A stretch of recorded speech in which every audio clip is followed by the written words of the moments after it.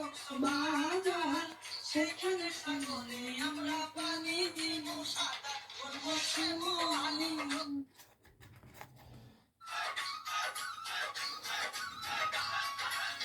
বিয়ের পরে হানিমুনে যাব কক্সবাজার সেখানে সাগরে আমরা পানি দিব সাঁতার করবো শ্যামলী। বিয়ের পরে হানিমুনে যাব কক্সবাজার সেখানে সাগরে আমরা পানি দিব সাঁতার করবো শ্যামলী। বিয়ের পরে হানিমুনে যাব কক্সবাজার সেখানে সাগরে আমরা পানি দিব সাঁতার করবো শ্যামলী। এটা কেমন হয়েছে?